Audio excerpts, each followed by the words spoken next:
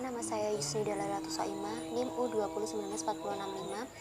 Di sini saya akan menjelaskan tentang sejarah sholawat. Sholawat adalah salah satu amalan dan rasa cinta kepada Rasulullah SAW. Sebagai umatnya, tentu tak lagi asing dengan amalan membaca sholawat. Membahas tentang sejarah sholawat tentu tidak bisa terlepas dari Surat Al-Ahzab ayat 56 yang artinya sesungguhnya Allah dan malaikat-malaikatnya bersolawat untuk Nabi.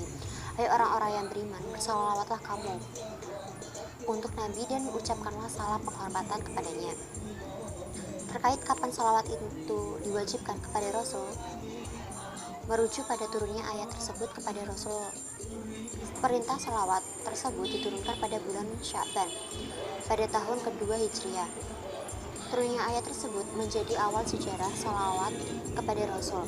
At-Tabari menyebut bahwa setelah turunnya ayat ini, sahabat bertanya kepada Rasulullah SAW terkait lantunan sholawat kepadanya. Rasul menjawab, sholawat diucapkan sama seperti yang biasa dibaca pada tasyahud akhir pada saat sholat.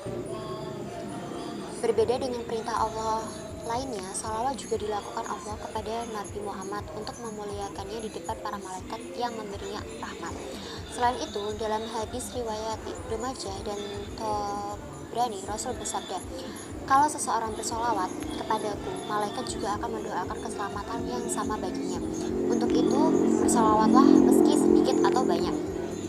Di dalam kitab Babul Hadis bab keempat, Imam As-Sayuti menjelaskan bahwa sholawat sebenarnya sudah ada sejak zaman Nabi Musa alaihissalam dan Bani Israel.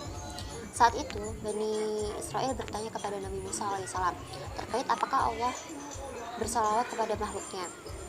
Nabi Musa kemudian berdoa dan meminta jawaban kepada Allah. Kemudian Allah menjawab dalam sebuah firman yang artinya, wahai Musa, sesungguhnya kamu Bani Israel bertanya kepadamu, apakah Tuhanmu bersalawat kepada makhluknya? Jawablah iya, aku dan juga malaikatku bersalawat kepada Nabi dan Rasulnya. Dari hal ini bisa diambil kesimpulan bahwa anjuran bersalawat turun untuk menghargai dan memuji utusan Rasul dan Nabi atas tanggungannya berdakwah kepada para kaumnya. Salawat itu awalnya sebagai kabar baik kepada Bani Israel. Namun Allah juga memberikan keutamaan kepada para nabi melalui salawat kepadanya terlebih dahulu. Penegasan salawat untuk diamalkan oleh umat Islam semakin dipertegas saat Salahuddin Al-Ayyubi menjadi pemimpin umat Islam. Salahuddin adalah orang yang paling berjasa membebaskan Yerusalem dari kaum Kristen.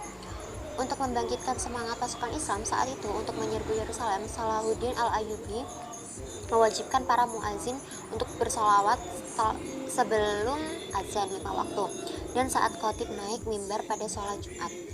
Perintah ini sekaligus untuk menghapus kebiasaan muazin di zaman dinasti Umayyah dan Fatimiyah yang selalu memuji-puji khalifah sebelum sholat Jumat. Selain itu, sholawat juga mempunyai makna sebagai bentuk kepedulian sosial.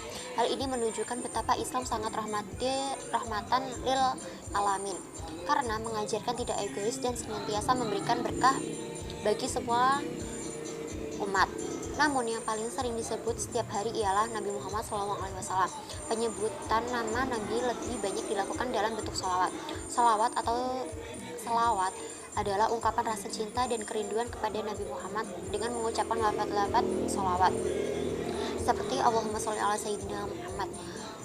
Sholawat kepada Nabi merupakan seruan Allah. Sholawat Jawi atau sholawat Maulud Jawi mengandung pengertian sholawat adalah pujian-pujian untuk keselamatan Nabi Muhammad beserta keluarga dan umatnya. Kata Maulud mengandung pengertian bulan Maulud, yaitu bulan kelahiran Nabi Muhammad SAW. Kata Jawi sebagai bentuk penghalus kata Jawa. Dengan demikian, kata sholawat Maulud Jawi mengandung pengertian syair-syair pujian yang mengandung sejarah dan peringatan kelahiran Nabi Muhammad SAW pada bulan Maulud yang dilakukan oleh masyarakat Jawa atau dalam seni kebudayaan Jawa. Perkembang sholawat Maulud Jawi lahir dari seorang tokoh bernama Kiai Soleh yang berada di dusun Jajaran, Desa Wonokromo, Kecamatan Pleret, Bantul. Pada waktu itu, Kiai Saleh diperintah oleh gurunya, yakni Kiai Haji Nawawi, untuk menciptakan sebuah kreasi seni yang menyampaikan ajaran-ajaran tentang mengekspresikan cinta kepada Nabi Muhammad SAW, atau dikenal dengan agama Islam dengan istilah Mahabharur Rasul. Tujuan utamanya adalah untuk mengajarkan pendidikan sholat dan sholawat. Kiai Saleh diceritakan lahir pada tahun 1921. Setelah diperintah oleh gurunya, ia mengubah Majapahit Jawa untuk diubah menjadi syair-syair Jawa dengan materi sholawat kepada Nabi Muhammad SAW.